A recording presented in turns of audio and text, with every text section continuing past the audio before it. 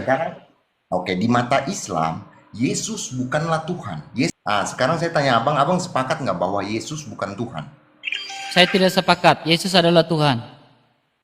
Yesus adalah Tuhan. Yesus Oke. adalah Tuhan. Sekarang, oke, di mata Islam, Yesus bukanlah Tuhan. Yesus itu siapa dulu nih? Yesus ini dalam Islam ada dua nih. Antara Yudas atau Nabi Isa. Abang punya data yang kuat gak dengan saya mau diskusi ini? Siapkan Al-Quran di situ mau nggak? Oke, siapkan Iya, Al-Quran. siap, siap. Oke. Mau bahas Yesus dengan Isa nih? Jangan ini. Maksudnya saya bilang Menurut itu, abang, Yesus itu Isa atau bukan? kalau menurut saya Yesus itu Yudas. Yesus itu Yudas. Datanya dari mana? Data Al-Quran ya? Data Al-Quran ya? Ya, data Al-Quran, ya kan? Nah, itu kan abang Tunjukkan tahu, kan? nama Yudas di dalam Al-Quran, kalau ada saya mualaf. Tunjukkan kata Kristen dalam Al-Quran, kalau ada saya mualaf. Ya, kalau nama Yudas nggak ada. Kata Kristen ada nggak? Yudas nggak ada kan? Kalau nama Yudas tidak ada, kenapa kau membahas nama Yudas? Kalau Yesus adalah Yudas, berarti udah falasi logikalnya. Kedua, Tidak. enggak, Maksudnya kedua. Tunjukkan kata Kristen dalam Al-Quran. Kalau ada saya mualaf. Oke. Tunjukkan Nah, kata Kristen. Enggak, saya tanya, ada nggak kata Kristen di Al-Quran? Kata Kristen di dalam Al-Quran? Ada nggak? Tidak ada. Karena Nah, lalu kenapa kau tahu nama Yudas dari mana? Yudas kan bukan sahabat dari Isa kan? Enggak, kau tahu dari mana? Nama Yudas, literasi Islam yang membahas tentang Yudas itu yang mana? Ketika Anda mengatakan Yesus adalah Yudas, ya pertanyaan saya gini. Yang kamu tanyakan bahwa Yesus adalah Yudas ini, literasi Islam yang membahas Yesus adalah Yudas itu di mana? Tidak, makanya saya di sini tanya sama abang. Abang itu bilang Yesus itu Isa kan? Enggak, saya enggak ngomong Yesus itu Isa. Jadi Yesus ini siapa sebenarnya? Itu yang saya mau nanyakan. Nah, perspektif abang sendiri, Yesus ini siapa? dengar baik-baik bang, dengar ya. Makanya kita membaca Taurat bang. Abang mereka ini kan saya latar belakang ya. Abang mereka ini kan disuruh beriman kepada Taurat, Injil, Jabur. Tetapi beriman tanpa membaca akan membuat sebuah yang blunder bang. Nah, ketika abang mereka membaca Taurat, maka abang mereka akan menemukan bahwa solusi ya janji keselamatan ketika manusia pertama jatuh ke dalam dosa adalah juru selamat, adalah Mesias. Mesias itu dalam bahasa Ibrani, Kejadian 3 ayat 15 dalam Targum Jonathan itu menuliskan janji keselamatan adalah Mesias. Mesias itu bahasa Ibrani, bahasa Arab itu Al-Masih. Nah, pemahaman Mesias menurut sudut pandang Yahudi adalah membebaskan manusia dari sebuah ikatan. Karena itu janji keselamatan yang meremukan kepala ular itu. Yang meremukan dosa itu, Bang. Ya. Sekarang Mesias ini kan artinya Al-Masih, Bang. Iya. Al-Masih itu bahasa Arab. Pertanyaan saya, Abang mengakui Isa sebagai Mesias yang meremukan manusia dari belenggu dosa atau tidak? Isa sebagai Mesias yang meremukan manusia dari belenggu dosa atau tidak? Pandangan Mesias ya. Karena Mesias ini akar muasalnya dari Yahudi, betul? Iya benar. Oke. Sekarang, abang percaya nggak Isa itu adalah Mesias? Kalau Isa adalah Mesias, saya percaya. Nah, sekarang ketika abang mempercayai Isa sebagai Mesias dan abang melihat sebuah latar belakang di dalam Taurat bahwa janji keselamatan itu Mesias, maka abang akan masuk Kristen karena Yesus adalah Mesias. Wah, tidak gitu dong konsepnya. Gini, Pak. Sekarang gini, Bang, entar saya balik lagi nih. Pertanyaan saya cuma mau tanya itu, Yesus ini berarti bukan Isa, dia, bukan Nabi Isa. Beda. Abang mau tahu kita mau tarik dari segi apa, Bang? Dari segi silsilah mau nggak? Oke, dari segi silsilah. Oke, sekarang abang coba membuka Makanya ini seperti kata Ibu Sofi bilang apa? Ini mereka ini seperti Bunda Maryam yang tertukar. Jadi Ibu Sofiatul pernah membuat sebuah tema Bunda Maria yang tertukar.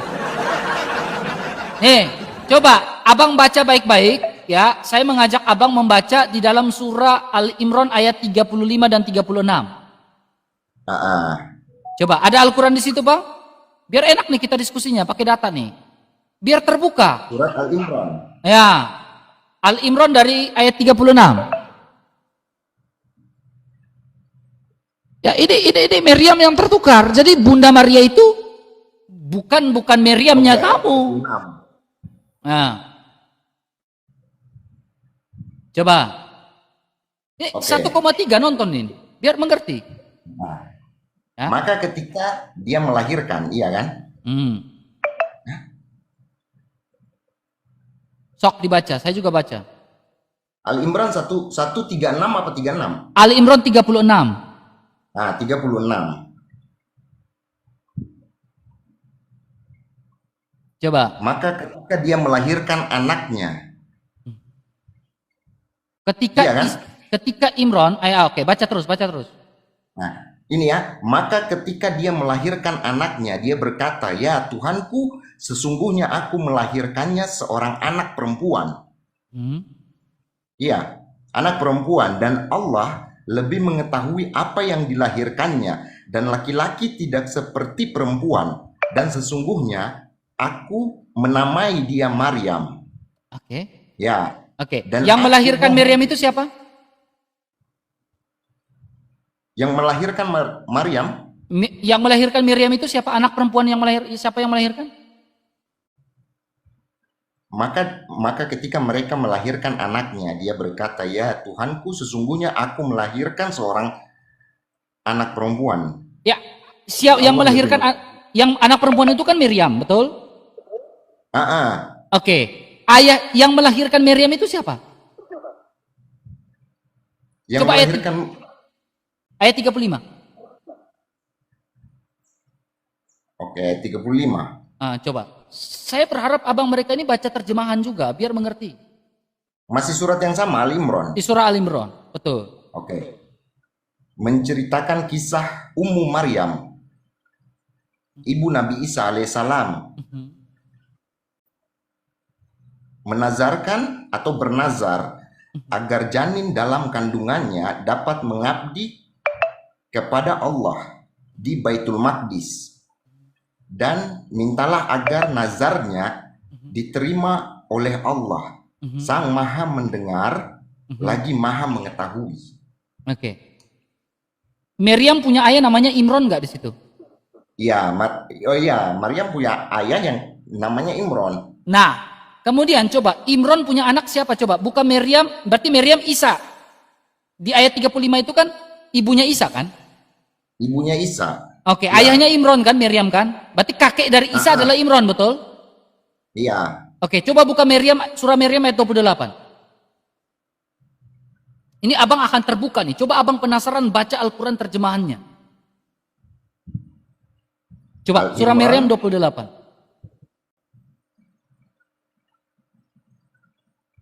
28. Ya.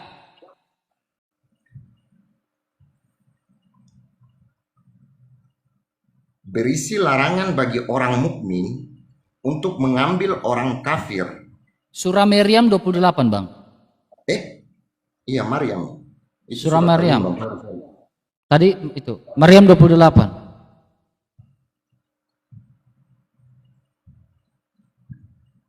Eh, 1,4 orang, kalian perhatikan baik-baik. Ya. Nih. 28. Iya. Wahai saudara perempuan Harun. Siapa? Harun. Saudara perempuan Harun Maryam. siapa? Maryam. Maryam dalam kurung. Nah, Oke. ayahmu bukan seorang yang berperangai buruk, dan ibumu bukan seorang perempuan pezina. Coba, abang fokus dengan saya, Bang. Kenapa saya bilang Yesus bukan Isa, Bang? Nah. Maryam punya saudara namanya siapa di situ? Harun kan? Harun. Nah, itu Maryam yang abang baca tadi, Miriam ibunya anaknya namanya siapa? Isa. Oke, sekarang pertanyaannya, Harun itu siapanya Musa? Paman dong, om dong. Berarti Isa memanggil Harun sebagai? Harun dengan paman. Sekarang pertanyaannya, apakah Isa Al-Masih hidup sejaman dengan Harun? Ya enggak dong. Nah, kenapa dipanggil paman? Ya karena kan silsilahnya. Silsilah dari mana, Bang? Harun dengan Maryam Nih, kan makanya saudara. saya bilang abang tidak membaca Alkitab dengan baik. Kenapa saya bilang abang mereka tidak membaca Alkitab dengan baik? Nih Bang, saya tunjukkan data buat Iya, abang Bang. ya.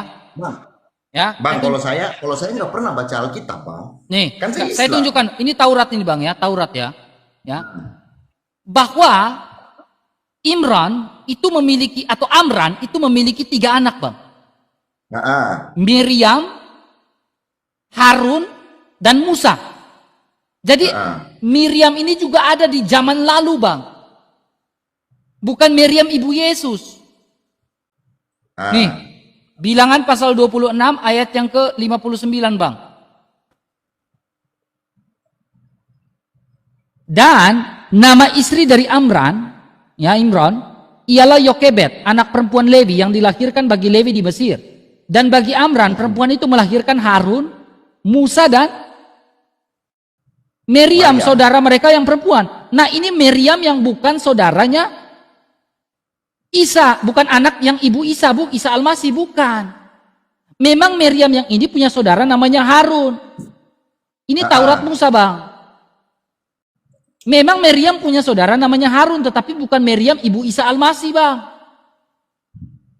lah bukannya memang penyebutan dari orang Kristen itu Maryam itu Miriam. Sama seperti Memang Muhammad, Bang, mereka... secara bahasa, secara dialektika, betul. Tetapi Miriam ini kan banyak, Bang. Jangan sampai saya membuat tema yang tadi di awal, Miriam yang tertukar. Ngerti nggak? Jadi, Karena Isa Al-Masih tidak hidup sejaman dengan Harun, Bang. Memang Harun punya ayah namanya Amran. Miriam di perjanjian lama punya ayah namanya Imran juga. Nah, Tapi bukan sejaman. Terus Miriam yang abang maksud ini siapa? Miriam ya? Miriam yang istrinya Yokebed orang Lewi. Bukan orang Arab, bukan. Bukan Miriam yang lahir di bawah pohon kurma, bukan. Jadi maksudnya abang itu Yesus itu dari Maryam yang di abad ke-7 ini. Bang, Yesus itu bukan di abad ke-7, Bang. Yesus ini punya ibu namanya ibu manusiawi namanya Bunda Maria. Bunda Maria punya ibu namanya Santa Ana. Bunda Maria punya ayah namanya Santo Joakim. Nah, iya. Di situ kan Amran. Iya. Berarti beda enggak? Enggak, begini. Dalam Al-Quran sebut dengan Imran. Tapi dalam Alkitab Amran. Maryam. Iya. Tapi Miriam. Amran yang bukan di abad pertama, bukan abad sebelum sebelum abad pertama, belum bukan. Nih. Saya kasih tunjuk nih, Bang. Abad keberapa? Nah, makanya Abang lihat baik-baik. Ini, Bang. Ini Bunda Maria dan Santo Yosef. Ya, Isa Al-Masih yang benar ya. Itu abad ya, abad sebelum ini, sebelum Masehi ini atau abad keempat ini sebelum Masehi. Nah, sementara Miriam yang Harun ini, Bang, itu di tahun 1530 sebelum Masehi, Bang. Ini jaraknya 1000 tahun lebih, Bang. Miriam yang Harun ini dengan Miriam yang ini jaraknya 1000 tahun, Bang. Dalam Al-Quran yang Amran itu jauh. Saya baru dengar ini perkataan bahwa ada Maryam dari abad ke abad. Yang saya kenal ini adalah Maryam ibunya Isa. Iya kan? Anaknya Imron. Iya, bukan Itu. anak Imron, itu beda. Dan dalam Islam, abang tahu nih, ntar dulu saya cerita sedikit dalam Islam. Coba. Maryam ini adalah sosok wanita yang hebat loh sebenarnya dalam pandangan Islam. bahkan kita Nabi Muhammad mengatakan bahwasanya kalau ada nabi dari perempuan maka Maryamlah yang akan menjadi nabi itu. Nah, tapi kalau yang abang masuk ini udah ke Maryam yang lain, saya udah nggak tahu nih ini Maryam yang mana nih, karena saya belum pernah dapat Maryam yang itu. Ya, makanya saya bilang, Apa apakah ada Maria yang tertukar dalam penulisan itu? Apakah dalam penulisan Al-Quran, ini pertanyaan bukan statement, apakah dalam penulisan Al-Quran itu ada Maria yang tertukar? Apakah ada catatan salah sejarah? Tidak ada. Yang salahnya itu dari Injilnya ini kenapa? Bang, Injil ini dituliskan, ya Bang ya. Nah. Injil ini di Al-Quran itu ada 700 tahun Bang setelah Injil Bang. Kekristenan itu sudah ada, baru muncul 700 tahun baru ada Islam Bang. Di abad ke-7. Bang, Islam muncul udah dari awal kenabian Nabi Adam juga itu Islam udah ada, tapi namanya bukan Islam. Bahkan itu jadi apa coba namanya? Jadi apa? Tauhid. Tauhid yang mana Bang? Agama tauhid. Coba abang dengar jadi gini. Para nabi yang sebelumnya yang dapat empat mazhab ini, mereka itu mengajarkan agama tauhid. Gitu. Gini Bang, gini Bang. Abang dengar baik-baik. Di dalam surah Al-Imran ayat 19, betul? Mengatakan inna dinna indallahi islamu, betul? Iya. Artinya agama yang di sisi Allah, diridhoi di sisi Allah adalah agama Islam. Oke, sekarang Bang. Pertanyaan saya gini. Apakah Islam adalah solusi untuk manusia? Iya. Nah, sekarang gini. Pertanyaan kedua. Apakah Allah terlambat memberikan solusi? Kenapa saya bilang Allah terlambat? Kenapa Allah terlambat memberikan solusi? Karena sejak semula Bang, yang dijanjikan itu bukan Islam. Di dalam Taurat Musa ketika manusia jatuh ke dalam dosa bukan Islam yang dijanjikan. Tetapi yang dijanjikan oleh dalam Taurat Musa itu adalah Mesias Bang. Jikalau janji keselamatan untuk manusia, solusi keselamatan untuk manusia itu adalah Islam, tentunya di dalam Taurat itu menuliskan bahwa inna dinna indallahi islamu. Iya. Tapi nyatanya kan Mesias. Janji dalam nih. Enggak, janji dalam Injil apa? Abang tahu Injil itu apa enggak? Ya kitab suci. Nah, abang salah nih. Injil itu artinya kabar baik. Ya. Itu arti kan? Injil itu artinya kabar baik. Ya. Nah, kabar baik yang menyelamatkan. Roma 1 ayat 16. Kekuatan Allah yang menyelamatkan. Jadi Injil adalah sabda yang hidup. Sabda yang berdaya guna. Itu Injil. Dan sabda yang hidup itu adalah Yesus Kristus itu sendiri.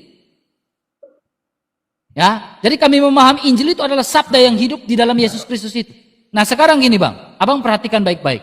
Masalah Isa, saya harap abang merenungkan dengan baik ya, Isa Al-Masih dengan Yesus. Kita perhatikan Bang ya. Enggak, maksudnya yang saya mau tanya ini Bang, saya mau tanya, Yesus ini siapa sebenarnya? Berarti bukan Isa. Yesus ini adalah Kristus. Adalah Mesias, anak Maria, keturunan Daud. Karena Mesias itu datang dari Daud. Dari tunas Daud. Bukan Mesias, bukan Al-Masih. Secara silsilah saja sudah beda, Bang. Saya ambil paket dulu, Ambil, sok, mangga. 1,4 teman-teman, kita kencangkan tap-tap layarnya. Gak apa-apa, ini jiwa nih teman, jiwa. Siapa tahu saya pergi ke fak-fak dan pada akhirnya dia bisa terima Yesus kan? Ya kan? Kita kencangkan tap-tap layarnya dan juga ganggu banget si paket ini, serius. Kita kenakan tap-tap layarnya teman-teman, jangan lupa share-share sebanyak-banyaknya. Teman-teman ya, bantu share-share sebanyak-banyaknya teman-teman ya. Dan jangan lupa follow akun Bang RK, di love orange kan saja teman-teman ya, di love orange kan saja teman-teman ya. Kalau punya 1 koin ya di love orange kan saja teman-teman ya. Bantu Bang RK teman-teman, di love orange kan saja teman-teman ya. Karena ini akun baru Bang RK ya. Di follow ya, di follow. Kita tunggu nih, apakah Yesus adalah Isa? Ya, maka tuduhan mereka selama ini itu tuduhan yang seharusnya kepada Nasrani, bukan kepada Kristen. Karena Kristen dengan Nasrani itu berbeda. Iya. Kristen dengan Nasrani berbeda. Selama ini tuduhan mereka itu kepada Nasoro, bukan kepada Kristen. Makanya saya bilang, saya berani mu'alaf kalau di dalam Al-Quran tertulis ada kata Kristen. Saya berani mu'alaf. Saya bakal mu'alaf kalau di dalam Al-Quran tertulis kata Kristen. Saya berani mu'alaf kalau di dalam Al-Quran ada kata nama Yudas.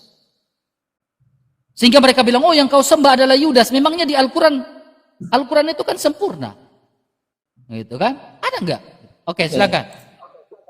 Silakan. Jadi Yesus ini adalah Kristus. Dari tunas Daud, Mesias. Bukan Isa. Saya tidak kenal Isa. Orang Kristen tidak kenal Isa. Kami tidak kenal Isa. Berarti Injil ini yang pegang siapa sekarang? Bang, Injil itu bang, ini sejarah coba ini aja, abang tunjukkan ke saya. Tunjukkan ke saya itu dari Alkitab, karena saya kan tidak belajar Alkitab nih. Abang tunjukkan dari Alkitab bahwa ada nama selain itu, kayak yang tadi abang sebut itu, yang memegang Injil. Siapakah yang memegang Injil? Bang, karena jadi gini bang, gini bang.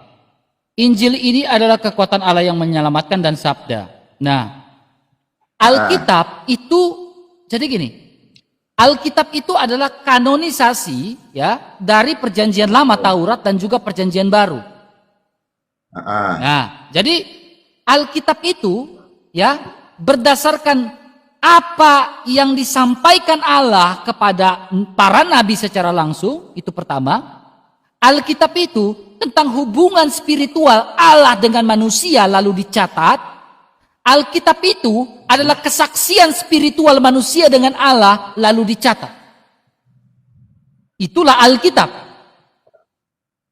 Itulah Alkitab. Nah sekarang, dari 3 indikasi dan indikator ini, Alkitab itu dikanonkan antara perjanjian lama dan perjanjian baru. Pengkanonan itu terjadi berdasarkan manuskrip-manuskrip dan yang dikumpulkan itu di abad ketiga, abad 4 pada masa konsili Hippo dan konsili Kartago.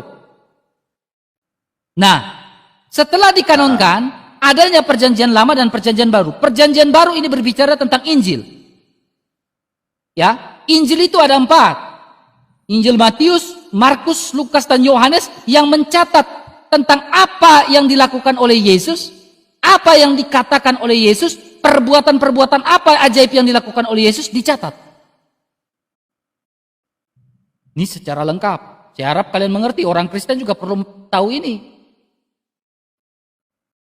Itulah Injil. Nah, yang kami pegang ini berdasarkan apa yang sudah ada. Itu fakta. Makanya yang saya pertanyakan gini bang. Yang saya pertanyakan. Isa Al-Masih ini kan manusia atau bukan?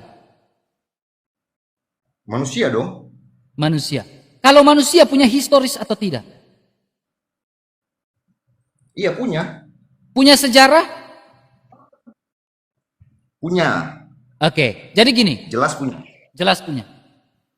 Saya bakal masuk Islam hari ini kalau ada sejarawan yang mencatat tentang Isa Al-Masih. Sejarah yang mencatat tentang Isa Al-Masih. Saya bakal masuk Islam. Isa Al-Masih dalam apa? Dalam Al-Quran. Jadi catatan yang ada dalam Al-Quran itu sejalan dengan fakta sejarah.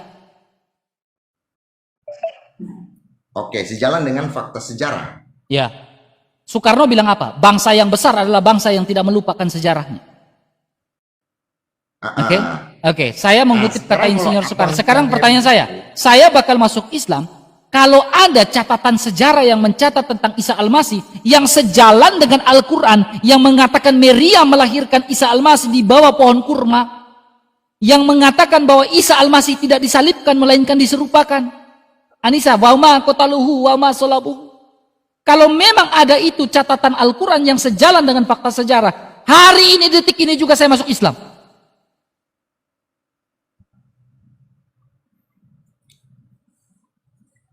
Oke. Itu Itu tantangan bagi saya. Saya bakal cari sejarah itu. Gak bakal Iya kan? dapat, Bang. Ah, tetap dapat, Bang. Sekarang saya mau Silakan. tunjukin Abang ini. Kalau ada, saya follow sekarang saya abang-abang mau- datang ke sini lagi. Saya fallback ya. Saya Iya. fallback. Kalau ada ke sini lagi. Gini, Bang. Yang tadi kita bahas, yang tadi sebelumnya Abang bahas dengan orang-orang sebelumnya yang tadi masuk ke sini tentang masalah apa? Yesus itu Tuhan, iya kan? Oke. Nah, kalau saya menganggap bahwa sudahlah mereka orang Kristen biasa bilang bahwa Yesus ini Isa. Enggak, orang Kristen yang Iya. mana itu? Ada teman saya kan banyak yang Kristen. Ya, suruh dia datang belajar di sini. Oh, oke. Kalau makanya saya bilang gini, Bang. Kalau ada kata Kristen dalam Al-Quran, saya masuk Islam. Yang ada Tidak ada Nasrani. kata Kristen dalam Al-Quran. Makanya saya bilang tuduhan Al-Quran itu kepada Nasrani bukan kepada Kristen. Tapi begini. Oh, Nasrani bukan Kristen. Nasrani bukan Kristen, Kristen bukan Nasrani. Nasrani itu Nasorok, sekte. Oh, Pemahaman, sekte. ya itu pemahaman agnostik, pemahaman Sekarang saya mau gnostik. tunjukkan. Apa itu? Nah, sekarang saya mau tunjukkan nih. Saya mau tunjukkan di Abang dialog Allah sama Nabi Isa Silakan saya dengan sama Nabi Isa. tunjukkan. Iya kan? Ah, coba Abang buka di surat Al-Maidah ayat 116. Bang, ini yang saya bilang kalian ini kena, Bang. Silakan. Enggak, Bang. Saya enggak bakal kena, Bang. Ah, di situ udah benar-benar tertera tuh. Silakan. Nah, wahai Isa putra Maryam. Nah, dalam Al-Qur'an saja bilang Isa putra Maryam. Maryam yang mana? Bukan Bunda Maria. Nah, itu dia makanya saya takutnya ini dalam sejarah saya bahkan mungkin Abang tanya seluruh orang yang beragama Islam, mereka cuma tahu Maryam itu putranya Isa, yang Maryam ini anaknya Imron, yang punya saudara itu si Harun ini. Berarti hidup sejaman Isa Al-Masih. Pernah nggak Isa memanggil Harun sebagai paman gitu? Ya kalau itu tidak tahu, mungkin dalam Alkitab ada. Saya belum Bukan, di katamunya torang kitab tidak ada kayak begitu. Ya, jadi gini, Bang. Begitu dalam Al-Qur'an Ya, juga tidak ada. jadi Abang mengatakan kita memakai, maka saya bilang ini tuduhan kepada ya Al-Quran mengatakan surah Al-Maidah 116 ini, Bang. Ya.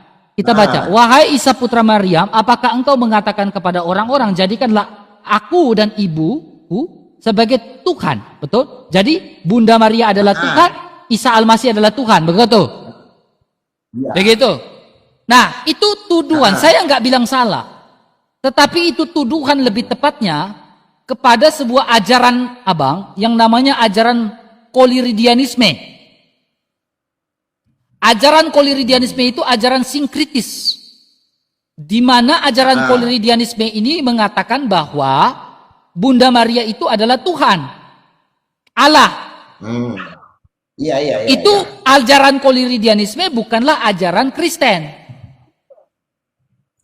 Oke, jadi tuduhan Al-Maidah itu adalah tuduhan kepada Koliridianisme, bukan kepada Kristen. Makanya Abang bisa cek di buku yang sudah disidak sama pemerintah di Kementerian Pendidikan, Bang. Itu di buku kewarganegaraan, di mana buku itu menyatakan bahwa orang Kristen mengajarkan kepada anak SD, ya, kurikulum itu mengajarkan bahwa Tritunggal itu ada 3, yaitu Bapa, Yesus, dan Bunda Maria. Karena apa? Pandangan mereka ini salah tentang kekristenan. Sehingga mereka membuat sebuah buku yang ingin membuat anak-anak Kristen ini ya terperangkap dalam paradigma yang salah yang mereka ajarkan, sampai sejahat itu sehingga buku itu kan ditarik sama Kementerian Pendidikan. Jadi Tritunggal itu bukan Yesus itu Tuhan, Bunda Maria adalah Tuhan, Bapa, bukan begitu. Tritunggal itu Bapa dan Putra dan Roh Kudus, bukan Bapa, Bunda Maria dan Yesus. Karena kalau Tritunggal itu adalah Bunda Maria juga, maka jatuhnya itu adalah ajaran Koliridianisme. Sekarang begini, saya Bukan bingung nih, Kristen. Bapa, Putra, dan Roh Kudus. Ini siapa sebenarnya mereka? Bapa Allah ini yang siapa? Esa. Allah, terus Putra, Allah yang Esa. Roh Kudus, 3 pribadi Allah yang Esa. Allah yang satu, 3 pribadi.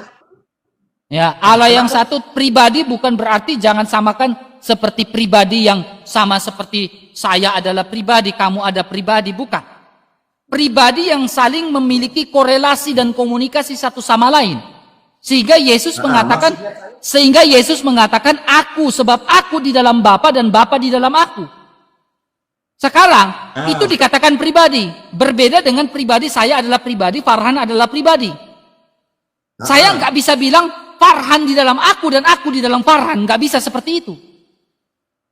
Sudah, jadi kan semuanya kan udah ini dari Bapa, Putra, dan Roh Kudus. Semuanya tadi saya tanya itu semua abang jawab Allah yang Maha Esa. Allah yang Esa, kesatuan. Esa itu artinya kesatuan, bukan satu. Karena Esa itu bahasa Ibrani namanya Ekat. Kalau satu sebiji namanya Yakit Wahid. Sebiji. Jadi Wahid dengan Esa itu berbeda dua hal. Ya, Wahid Tritunggal sudah pasti Esa. Oke, mau saya kasih mirroring biar abang mengerti? Maksudnya bagaimana? Maksudnya gini. Esa itu kesatuan. Esa dalam bahasa Arab. Ya, Esa itu kesatuan. Menurut pandangan abang. Kesatuan berarti ada. Contohnya gini. Indonesia memiliki suku, agama, dan ras. Disebut sebagai kesatuan NKRI. Padahal banyak. Tetapi kenapa disebut kesatuan? Nah, Tritunggal itu kesatuan. Nah, jikalau abang mengatakan Wahid dengan Esa itu sama, saya kasih perbandingan. Di dalam Al-Quran mengatakan wa ilahukum ilahu wahidun. Oke. Kenapa dia enggak, kalau memang Esa dengan Wahid itu sama, kenapa Wahid di situ, Wahidun di situ tidak ganti sebagai Esa? Kenapa enggak bilang wa ilahukum ilahu ehad? Kenapa enggak ngomong kayak gitu? Kenapa dia bilang wa ilahukum ilahu wahidun? Tapi di sisi lain lagi ada yang berbicara tentang keesahan. Ya, Al-Baqarah mengatakan apa? Ya, Allahu Somad. Ya. Terus. Tenang, saya jelasin ya. Bahasa Arab itu berbeda-beda, Bang, sesuai dengan konteksnya. Dalam bahasa Arab ada yang namanya masdar, Bang. Contohnya begini, ada satu kita sebut bisa jadi wahid, ada yang bisa kita sebut jadi Esa juga bisa.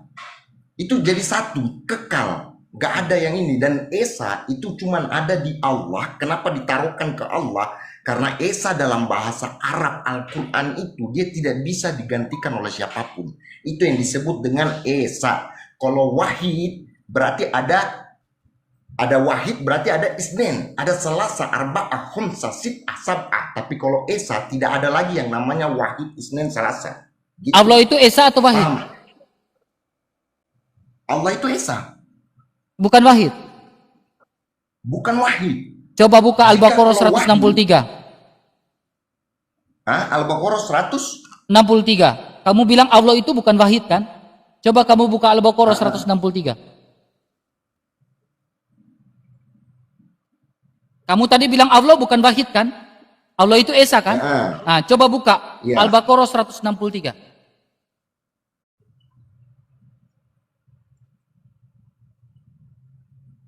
Al-Baqarah 163.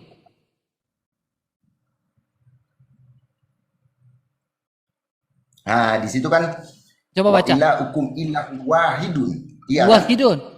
Tadi kamu bilang, coba kamu bandingkan juga dengan Al-Ikhlas ayat 1, 2 dan 4. Maksudnya bandingkan dengan apa? Ntar dulu kita bahas yang ini dulu yang bilang Allah itu Esa atau Wahid? Tadi kamu bilang Allah bukan Esa. Tadi kamu bilang Allah itu Esa, bukan Wahid. Kenapa di situ bilang Wahid? Nah, abang baca artinya itu apa? Ya udah baca. Wahid itu apa? Esa. Sejak kapan Wahid dikatakan Esa? Gramatikal dari mana Wahid dikatakan Esa? Yang masdar dari kan saya bilang, Bang, dalam bahasa Arab kan ada masdar. Iya kan? Dari tata cara kita berbicara, dengan siapa kita bicara, dengan berapa orang kita bicara. Begitu. Kalau Esa, berapa Dalam orang bahasa yang Arab bicara? itu, Bang. Kayak contoh abang bicara dengan saya. Dalam bahasa Arab itu bicara dengan laki-laki, dengan perempuan aja udah beda, masdarnya udah beda, Bang.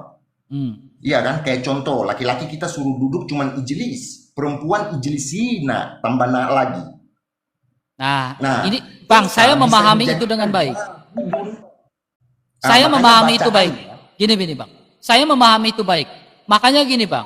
Kenapa saya mengatakan alat Tritunggal itu sudah pasti Esa?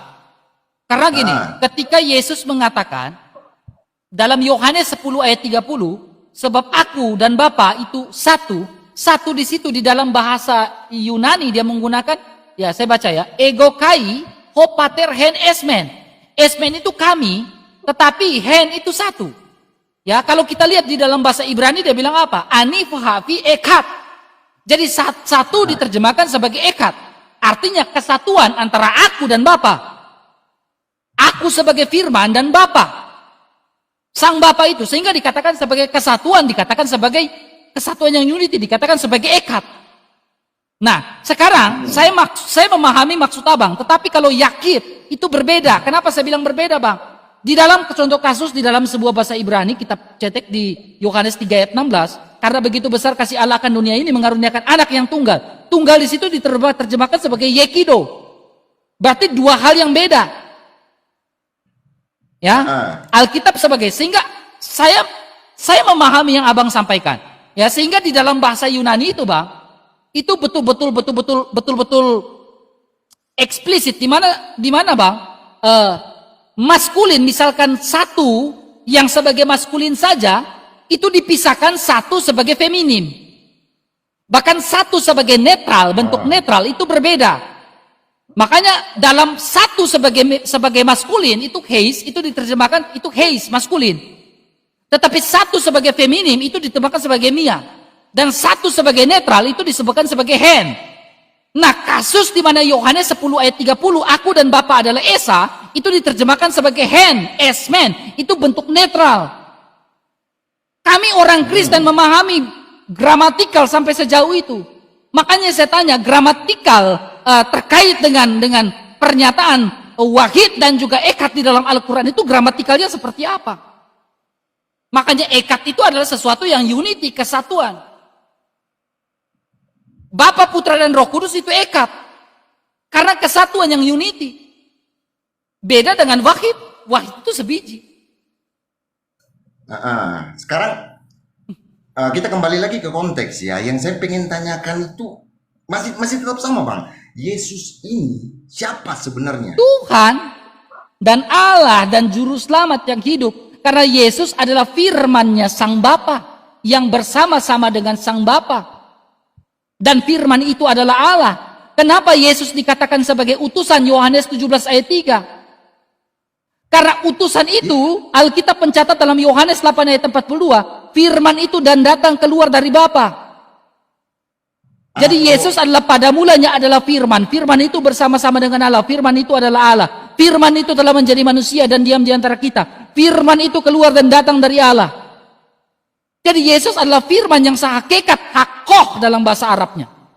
Artinya intisari. Kalau intisari berarti ada runutan-runutannya. Contohnya kita bicara intisari dalam bahasa Indonesia. Kita membaca sebuah narasi. Teks. Ya kan? Kita baca teks lalu apa intisari atau apa ide pokok dari paragraf di atas.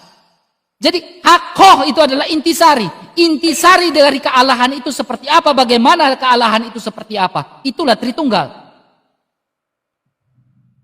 Di mana Allah yang tunggal menyatakan diri di dalam tiga pribadi. Tiga pribadi bukan berarti sama seperti saya adalah pribadi, Anda adalah pribadi yang tidak bisa bersatu. Tapi pribadi yang saling mengisi yang maksud dalam Alkitab itu.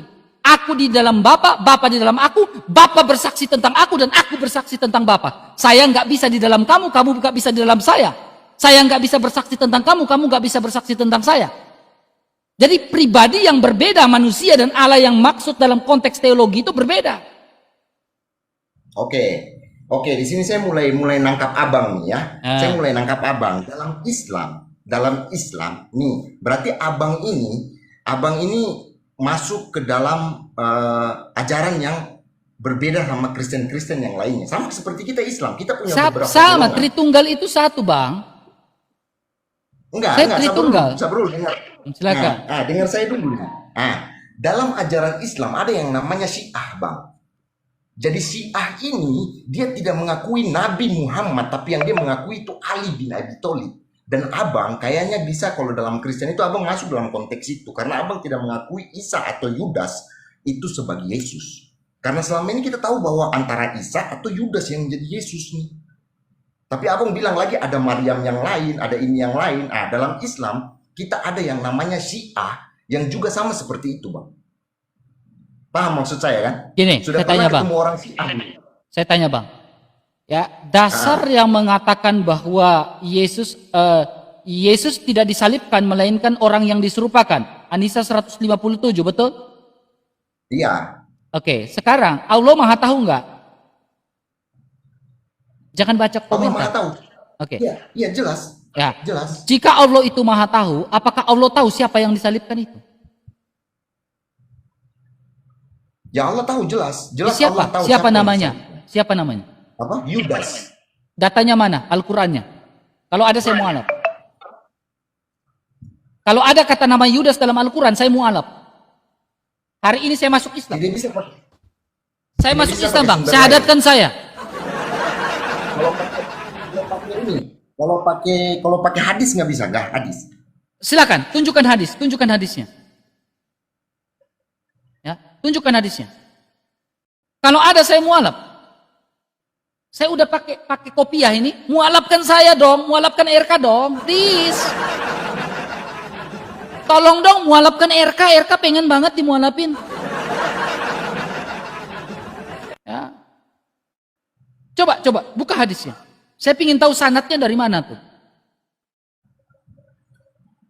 Bentar ya. Saya ingin tahu sanadnya dari mana. Ya, saya udah pakai kopiah nih, bersiap-siap untuk dimualafkan ini. Serius, panggil Juma. Panggil Juma, panggil Wapi, panggil siapapun, bersiap-siap RK mau mualaf nih. Ya. Siap-siap ya. Pegangan. Silakan tunjuk. Kita uji dulu. Kita uji dulu. Oke. Silakan, hadis apa tuh? Oke, di sini Baca di sini sanadnya. Enggak, ini Al-Qur'an dulu ya. Al-Quran surah berapa? Al-Qur'an itu surat An-Nisa ayat 157. Oke, terus? Ya. Oke. Di situ belum disebutin tuh namanya. Pakai tafsir. Oke, tafsir. Tafsir Kemenak kan? Berarti Allah tidak tahu. Yang tahu adalah orang yang menafsirkan gitu. Bukan seperti begitu. Oh, jadi bagaimana? Tafsir itu untuk memperjelaskan sesuatu yang memang itu Yang belum jelas. Iya. Berarti pernyataan Jadi Allah kurang jelas. An-Nisa 157 sehingga perlu ditafsir. Bukan seperti itu, Bang. Jadi begini. Tafsir itu dia itu seperti masdar yang saya bilang tadi, Bang. Seperti yang abang tadi bilang itu kayak wahidun. Maha suci perkataan Allah atau maha suci tafsir Kemenak? Maha suci perkataan Allah. Oke, sekarang perkataan Allah ada nama Yudas gak? Sabar dulu. Tafsir ini kan buatan dari para sahabat-sahabat yang berujung pada langsung ke Nabi. Oke, coba buka tafsir Kemenak, itu sahabat siapa? Sahabat Muhammad yang mana tuh? Enggak, saya nggak pakai tafsir Kemenak. Tafsir Kemenak. Jadi pakai tafsir yang mana? Jadi pakai tafsir yang mana? Tafsir Kemenak ini yang maksud abang itu kayak gimana? Yang saya tahu itu tafsir Jalalain. Enggak. Oke, pakai Jalalain atau pakai Al-Munir kah, Al-Bagawi kah, terserah mau yang mana. Yang penting saya temukan nama Yudas itu sanadnya dari mana?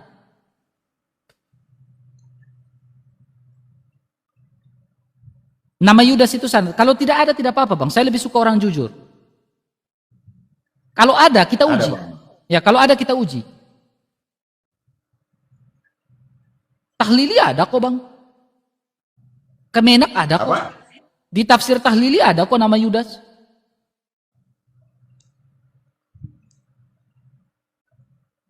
Iya, masalahnya abang percaya nggak dengan tafsir-tafsir Ya, itu? kita uji. Tunjukkan kita uji. Tunjukkan kita uji. Saya ingin lihat sanatnya. Siapa yang menceritakan tafsir bahwa Yudas itu adalah Yesus? Saya ingin lihat Nah, yang sanatnya. abang pengen tahu ini apa? Sanat. Ya, Sanatnya yang saya tahu menceritakan sanat. ini. Yang membuat tafsir itu siapa? Yang membuat tafsir apa? Yang ada nama Yudas? Terserah, iya terserah. Kalau belum bisa ya cari dulu. Kalau dapat ya saya mualaf.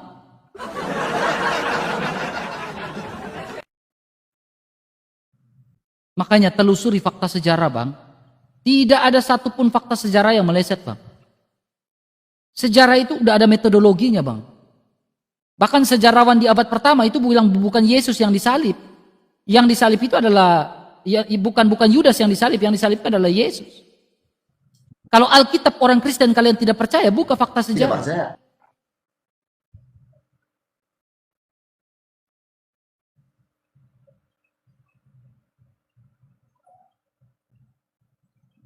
Nah. Nah,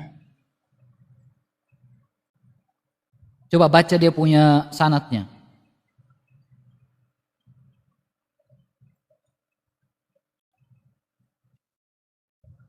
Baca sanatnya, Bang. Saya ingin tahu. Kalau bilang Yesus adalah Yudas, sanatnya dari mana? Ingin tahu banget saya. sanat perawinya. Ya, silakan ya. Siapa ya? Biasakan telah menceritakan dari ini, Ibnu ini menceritakan kepada ini. Enggak, maksudnya saya, abang kalau minta cari sanatnya ini agak sulit, Bang. Saya nggak tahu. Berarti saya harus cari tahu yang tafsir Jalalain, terus dari siapa, dari Oke. siapa. Jadi gini, dari Bang. siapa. Saya ini tidak mau menjatuhkan abang, tapi saya ingin membuat abang itu berpikir. Ya.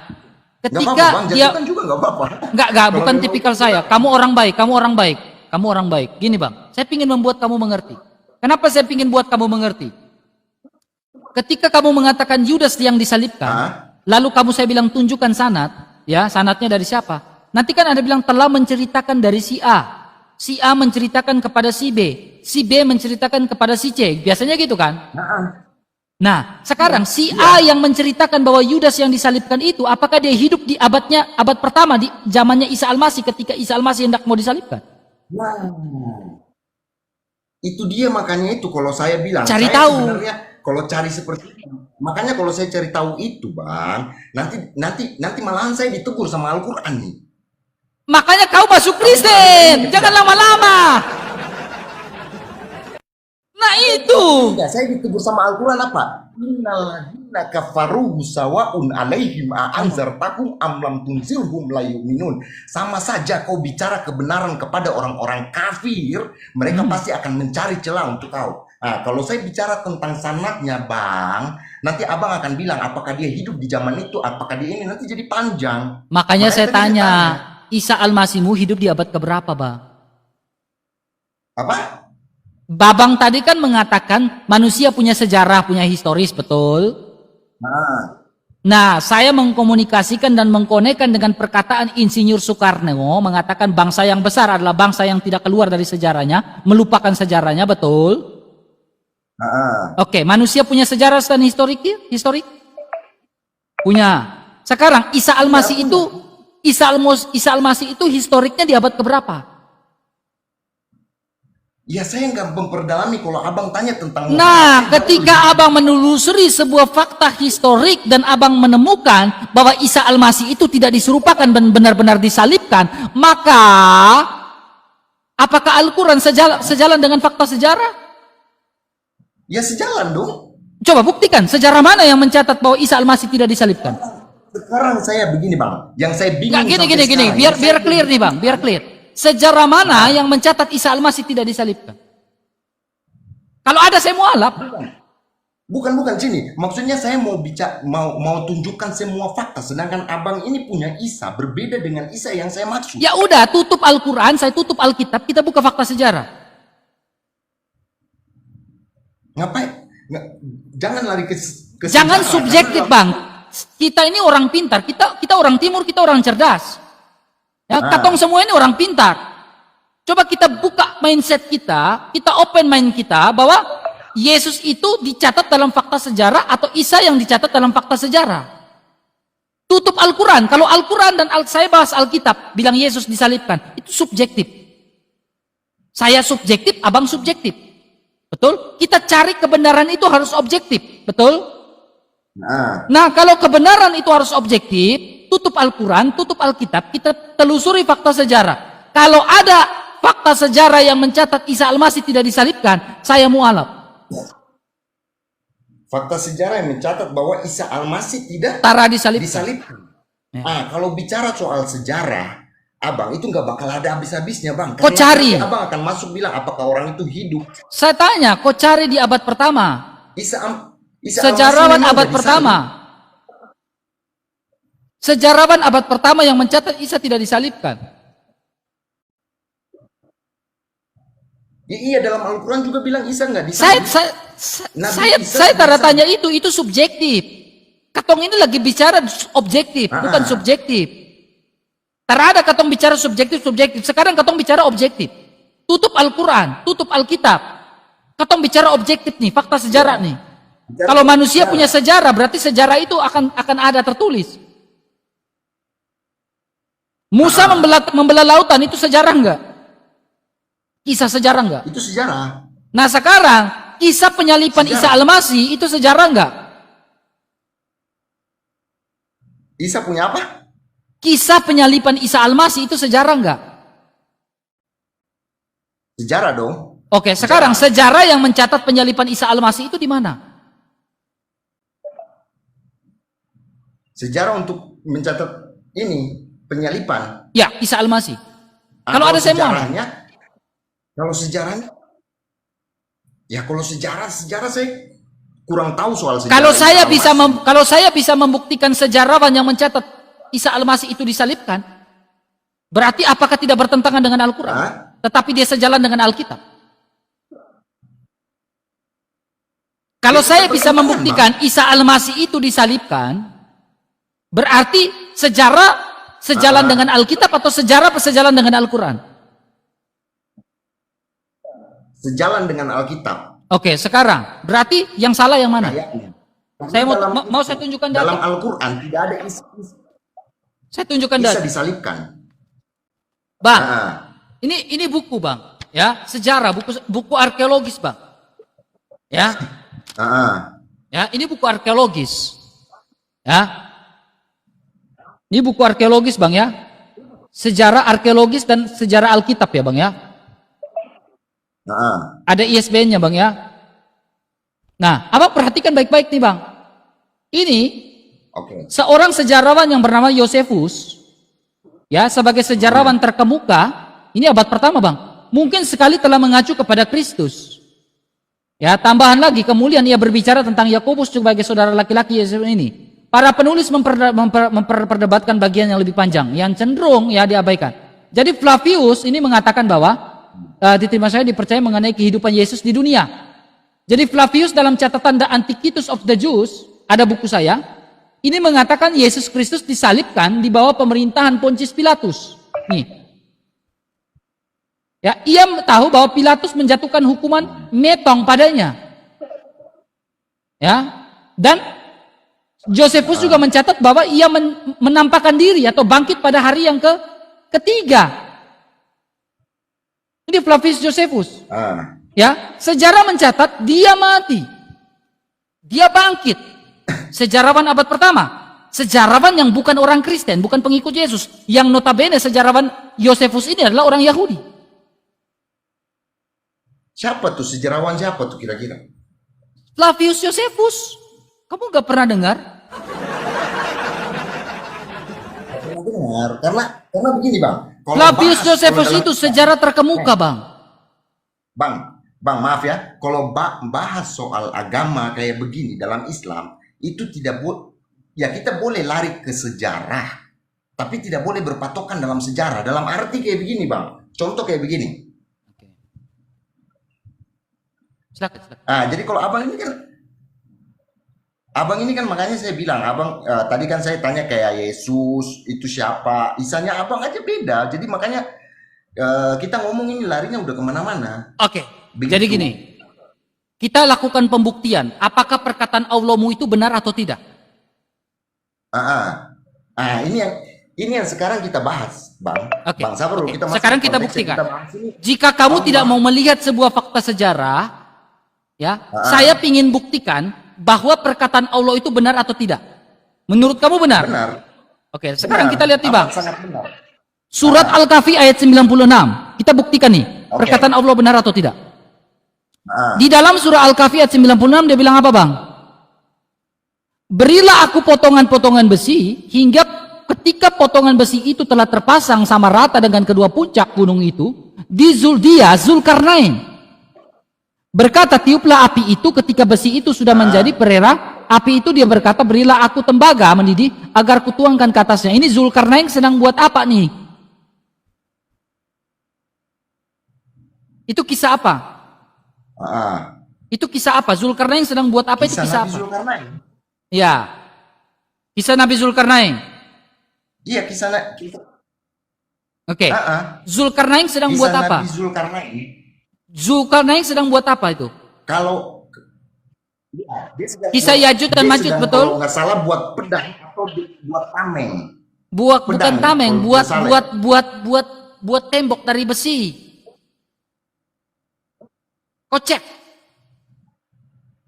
Zulkarnain sedang membuat buat tembok dari besi. Untuk Yajud Majud. Oke, Yajud Majud. Ya, Sekarang. Untuk Yajud Majud. Oke. Perkataan Allah benar? Iya benar. Coba kau tunjukkan besi tembok yang dibangun sama Zulkarnain itu mana? Di daerah mana? Wilayah mana? Besi. Tidak ada Zulkarnain bangun tembok besi itu, tidak ada. Sabar dulu. Aduh. Sabar dulu. Di situ bilang besi, di besinya di situ itu bukan besi berarti terbuat dari besi langsung nyata, tapi tembok yang kokoh dan kuat, Bang. Iya, temboknya Gitu. mana? Tembok Ya, itu di tembok wilayah yang ada di mana? Persia. Hah? Tembok Persia. Tembok Persia yang mana? Coba tunjukkan. Tembok Persia. Mana tembok Persia? Zulkarnain itu nabinya Islam atau nabinya apa? Agama apa Zulkarnain? Zulkarnain agamanya tauhid. Bukan Islam. Menurut saya tauhid semuanya Islam. Bahkan Saya tanya, Isa Zulkarnain juga agama Islam. apa? Zulkarnain agama tauhid. Tauhid. Iya betul, Zulkarnain agama Agamanya tauhid. Saya akui. Zulkarnain agama tauhid. Saya akui. Betul. Nanti kita buktikan.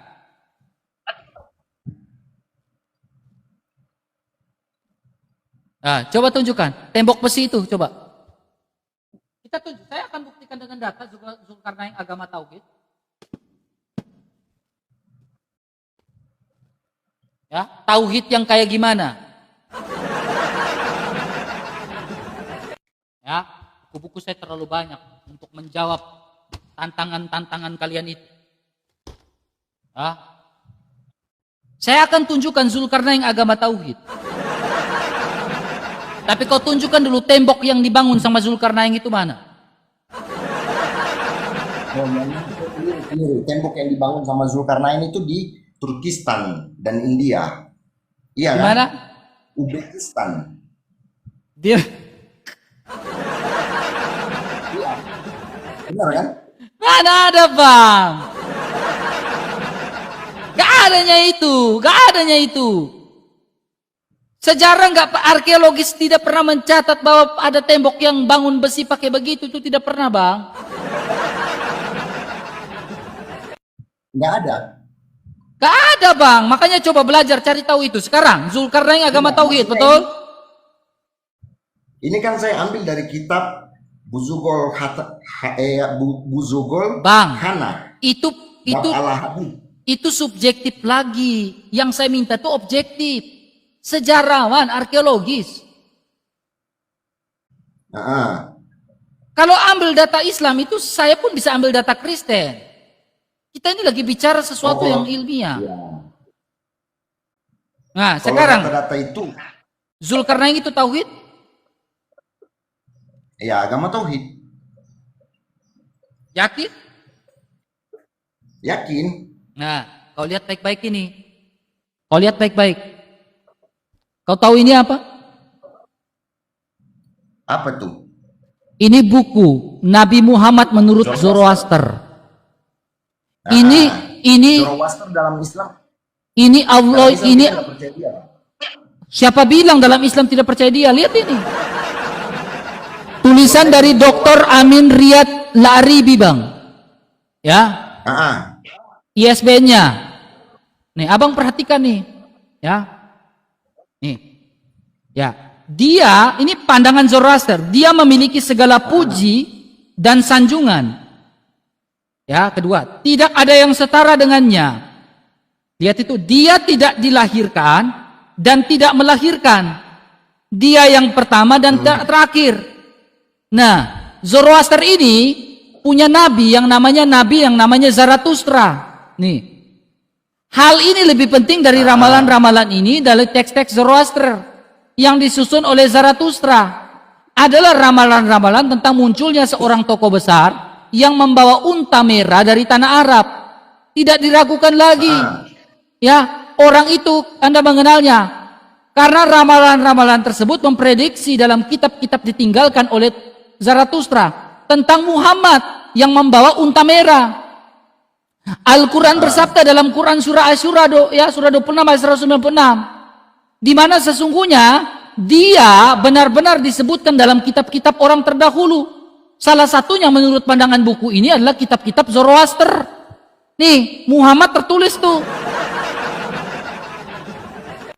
Muhammad tertulis dalam kitab Zoroaster. Teks-teks. Sama, Allah tidak dilahirkan, tidak pula diperanakan. Iya, sama, pandangan sama. Zoroaster kalau di mata saya pribadi Zoroaster itu Syiah dia, Bang. Saya tidak baca buku-bukunya dia Zoroaster karena dia memang sesat. Tapi pandangannya sama, Bang, menuliskan tentang Muhammad yang membawa unta berwarna merah. Iya, Syiah itu sama, Bang. Sama, dia itu membuat keadaan itu makin runyam. Dia itu kayak memfitnah. Gitu. Semuanya nggak terima, Bisa gimana, jadi sama. Bang?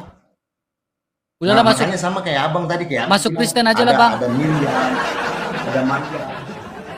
Masuk Kristen aja lah, Bang. Nggak usah, Kristen nggak ribet-ribet kayak gitu, Bang. Bang, berarti saya gagal mualaf dong. Saya gagal mualaf dong. Dari tadi Abang tidak bisa membuktikan. Saya gagal mualaf. Dari tadi Abang tidak bisa membuktikan pertanyaan-pertanyaan saya. Buktikan apa tuh? Ya buktikan. Dari tadi kita bicara tentang Yesus dan Isa. Isa bukan Yesus, Yesus bukan Isa. Abang tanya Yesus. Sekarang gini, logika bahwa Yesus adalah Tuhan. Kita kembali pada topik nih ya. Logikanya sederhana saja, Bang. Logikanya sederhana. Gini, Allah itu adalah Tuhan karena tidak dilahirkan, itu kan? Iya. Maha kuasa dia. Yesus bukan Tuhan karena dilahirkan, betul? Itu kan di otak Abang. Nah sekarang, Allah yang tidak dilahirkan ini, yang kalian bilang adalah Tuhan, pernah nggak membangkitkan orang mati lewat Nabi Muhammad? Yesus yang bukan Tuhan itu, karena dilahirkan itu, pernah membuat sebuah keajaiban yang begitu besar, membangkitkan orang mati yang sudah dalam kubur, dia bangkitkan hidup kembali. Lalu dia bukan Tuhan. Sekarang Allah yang adalah Tuhan ini pernah nggak membangkitkan orang mati? Ntar dulu, berarti Yesus Isa karena yang membangkitkan. Saya tak enggak, Yesus bukan Isa. Kamu nggak bisa membuktikan Yesus adalah Isa. Kalau kamu bisa membuktikan Yesus adalah Isa, maka saya pun percaya bahwa Yesus dibangkitkan karena kehendak Allah Subhanahu wa Ta'ala. Tetapi pertanyaannya, dari tadi kau tidak bisa membuktikan Yesus adalah Isa. Maka pertanyaan saya adalah, kenapa Muhammad tidak pernah membangkitkan orang mati. Muhammad tidak pernah berjalan di atas air sama seperti Yesus. Muhammad tidak pernah menyembuhkan mata orang buta. Muhammad tidak pernah menyembuhkan orang lumpuh berjalan. Muhammad tidak pernah membuat orang tuli mendengar. Yesus melakukan keajaiban itu yang tidak pernah dilakukan oleh Muhammad. Nah, sabar. Dahsyat gak Kalau Yesus memang- saya? Sabar, saya kasih tahu nih. Dahsyat Saya udah dapat gak? nih dari kisah-kisah itu, iya kan? Kita naik ke surat Al-Maidah lagi. Surat Al-Maidah, kisahnya abang itu berarti merujuk kepada Isa ketika Allah Yesus berbicara bukan Isa. Lah, karena yang melakukan begitu di surat Al-Maidah adalah Isa. Di situ Allah ada mengatakan. Oke. Saya bantai. Iya, kan? Silakan ngomong, saya bantai. Saya bantai. Silakan. Sekarang saya tanya. Saya di bantai surat itu, Bang. Al-Maidah Saya bantai itu, Bang. dari Gampang ayat- kali saya bantai itu. Bang. Ah, Apakah Isa Al-Masih pernah menghidupkan burung, menciptakan burung dari tanah liat? Isa Al-Masih menciptakan burung dari Tanah liat? tanah liat. Dalam surat Al-Maidah juga ada. Itu sambungannya tuh. Kalau tidak salah dari ayat 110 sampai 120 itu adalah percakapan Allah dengan Nabi Isa. Di situ Allah ada pernah mengatakan begini, bukankah engkau seharusnya berterima kasih karena semua mukjizat dari engkau menghidupkan burung atau membuat burung itu dari izinku. Di situ Allah ada tegaskan berulang-ulang kali tentang masalah izinku. Nah, ketika pertanyaan saya gini, ketika Allah memberikan wahyu itu saat kapan? Allah memberikan wahyu itu. Allah memberikan wahyu informasi kejadian Isa Al-Masih menghidupkan burung dari tanah liat itu kapan? Ini Allah berikan kepada Nabi Muhammad. Kalau mau tanya pemberian ini, Jadi Allah diberikan memberikan kepada siapa? jadi kapan Allah memberikan informasi itu kepada Nabi Muhammad? Ya ketika turunnya surat Al-Maidah ini. Kapan Ketika Al-Maidah Nabi- itu? Turunnya surat Al-Maidah. Kapan? Nah, inilah yang saya bilang, Bang. Kalau saya bicara itu kita kembali lagi ke surat Bang, Al-Baqarah. perhatikan Inna baik-baik. allazina- Ini buku di hadapan saya, Bang. Ini berbicara tentang menguak Injil-Injil rahasia, Bang.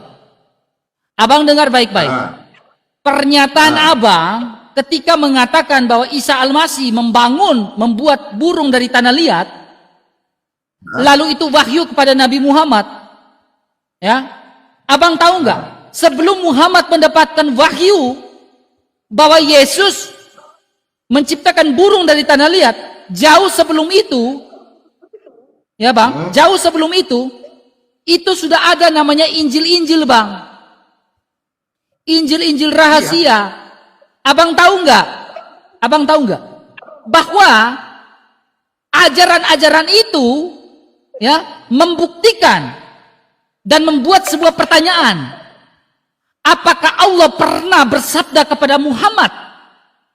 Sementara pernyataan Yesus menciptakan burung dari tanah liat itu sudah ada di jauh sebelumnya, sebelum di abad ke-7 sudah ada informasi itu. Itu ajaran gnostik, Pak. Jadi sebelum Muhammad mendapatkan wahyu itu, cerita itu sudah ada di abad kedua, Bang. Pertanyaannya, pertanyaan dan konsekuensinya, apakah Allah pernah bersabda? Sementara itu adalah sebuah kisah di abad kedua. Apakah Allah pernah bersabda kepada Muhammad? Sementara itu kisah di abad kedua. itu kisahnya itu dapatnya dari mana? Injil rahasia, Injil Thomas. Apa? Injil Thomas. Jadi punya Injil rahasia. Injil rahasia, tetapi Injil itu dikatakan dikanonkan atau tidak dikanonkan, itu berbicara tentang Injil itu wibawa atau tidak wibawa Injil itu. Itu dalam. Kenapa Injil itu tidak dikanonkan dalam kitab suci? Karena berbicara tentang wibawa dan tidak wibawanya Injil itu. Karena dinyatakan Injil itu tidak dikatakan wibawa sehingga tidak dikanon, tidak masuk dalam kanon. Tapi konsekuensinya adalah apakah Allah pernah bersabda kepada Muhammad sementara pernyataan bahwa Yesus membuat burung dari tanah liat itu sudah ada di abad kedua.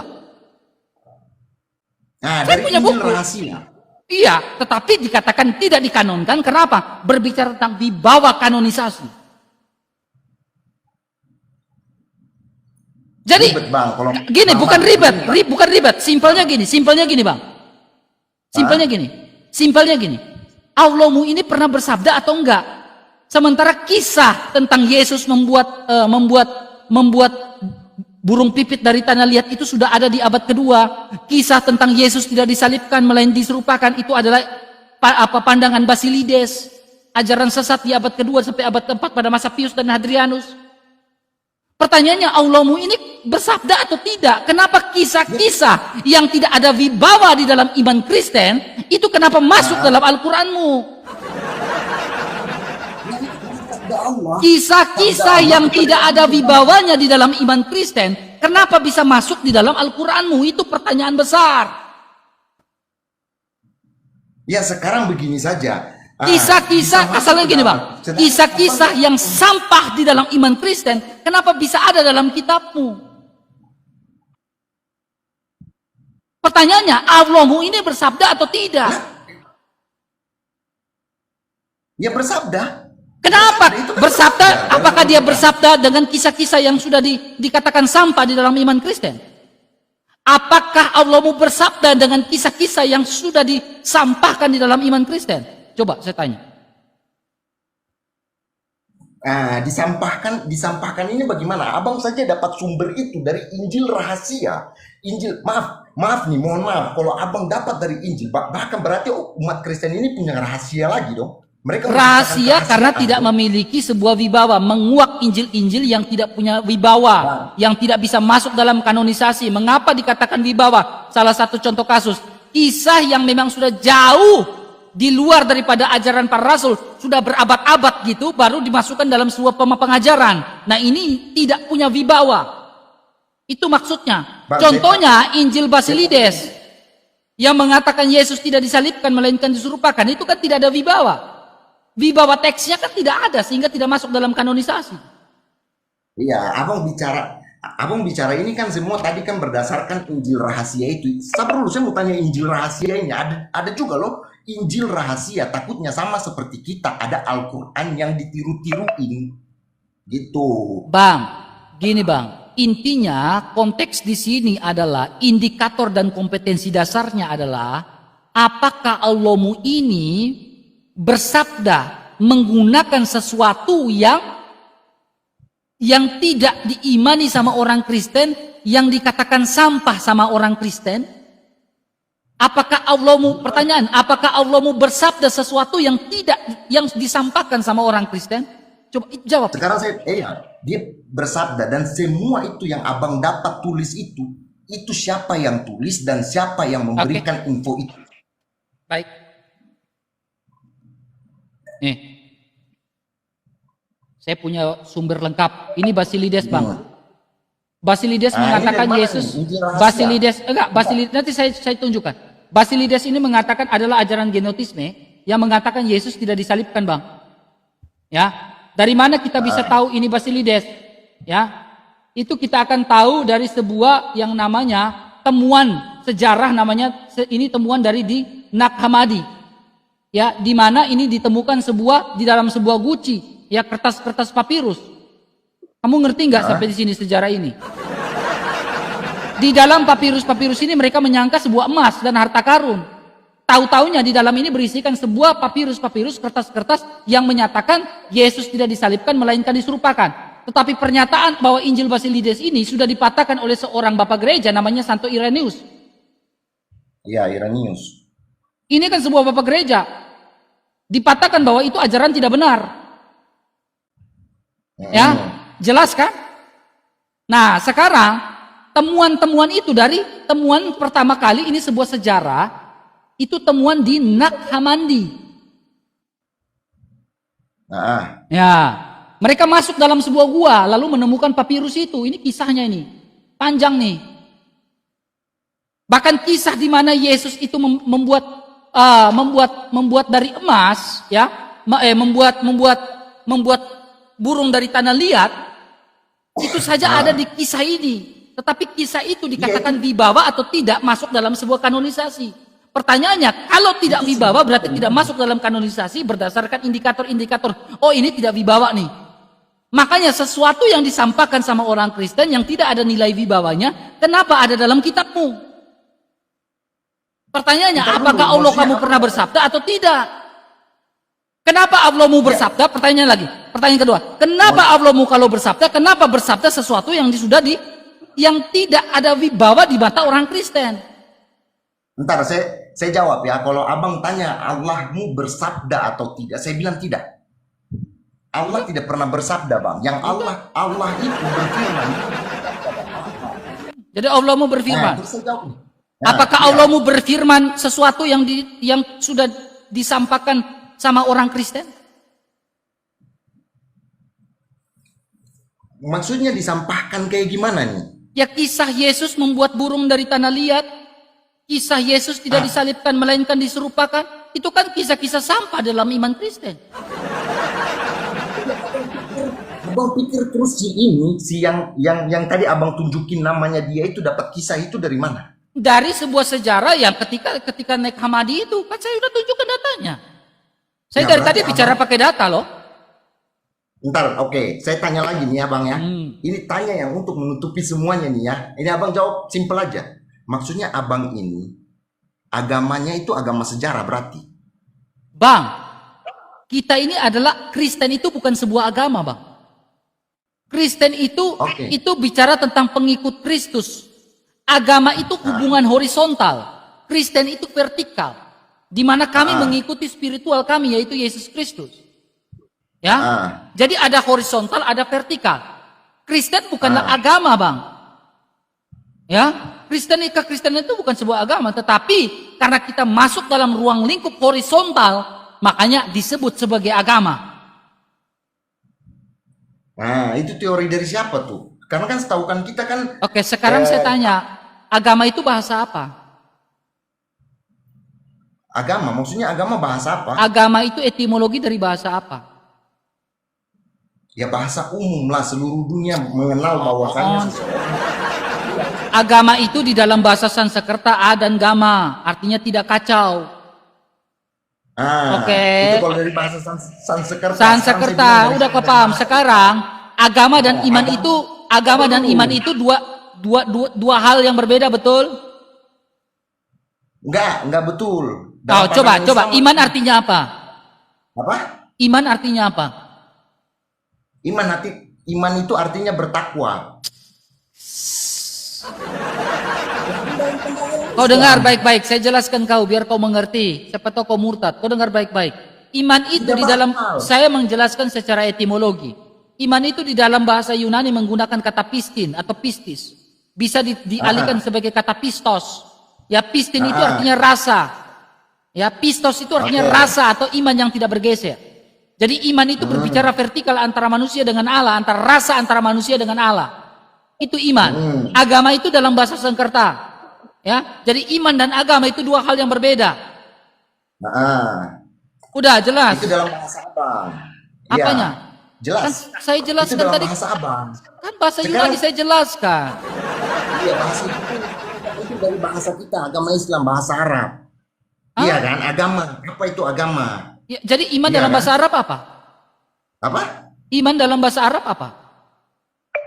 Iman dalam bahasa Arab ya kalau mau bilang garis besarnya ya bertakwa. Saya minta etimologikan.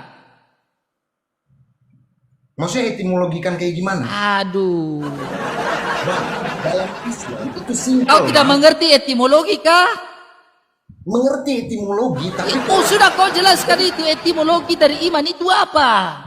Jadi gini, agama abang ini terlalu ribet, bang. Bang, bukan Kita ribet Islam. karena kamu yang beragama ini yang ribet. Kenapa saya bilang kita kasih bukti saja. Kau dengar baik-baik. Buktinya begini saja. Kau Bang. dengar. Dengar, Kita ya? kasih bukti. Buktinya gini. Beragama itu menjadi ribet ketika orang berdoa, beribadah di dalam rumah itu dibubarkan. Beragama menjadi tidak ribet kecuali orang beribadah itu di tengah aspal. Ya. Orang beribadah depan Indomaret. Nah itu tidak ribet. Kalau dalam rumah berdoa itu ribet. Jadi beragama menjadi ribet kalau berdoa dalam rumah. Kalau berdoa di tengah aspal itu tidak ribet. Nah itulah maksudmu. Tidak. Yang saya bilang ribet itu. Betul atau tidak? Beragama yang ribet ketika berdoa di tengah aspal. Betul atau tidak? Hah? Berdoa di tengah, ngapain berdoa di tengah aspal? Lah, kenyataannya Kenapa berdoa di tengah aspal? Oh, maksudnya Islam. saya Maksudnya nggak ngomong, Islam. kamu sendiri yang mengatakannya. Kenapa Islam? Islam itu berarti Islam itu sangat dekat dan tidak ribet. Saking Kita di tidak mana ribetnya, aja apakah berdoa di tengah jalan raya itu tidak ribet? Hah? Itu nggak ribet. Berarti di mana saja kita dapat bisa berdoa. Berarti orang berdoa harus ke gereja. Jadi kalau berdoa dalam rumah itu tidak boleh. Berdoa dalam kue kita di mana aja. Kan tadi saya bilang. Saya berdoa tanya, di mana. berarti kasus di mana orang berdoa dalam rumah, ya, ketika orang berdoa dalam rumah, lalu tiba-tiba orang geruduk, bongkar semua, pecahkan kaca semuanya, itu ribet nggak? Kasus-kasus Itu yang siapa terjadi. dulu? Itu siapa dulu? Yang menyatakan diri apa? Dia mengatakan takbir? Agama mana itu? Nah itu. Nah itu. Ketika dia mengatakan takbir itu dari agama mana? mengatakan takdir. Sebelum dia memecahkan kaca, menggeruduk dan lain-lain, itu dari agama mana? Ya kalau takbir tetap dari Islam. Kita Nah tidak sekarang bisa siapa yang dari oknum agama mana yang membubarkan? Orang lagi berdoa dalam rumah.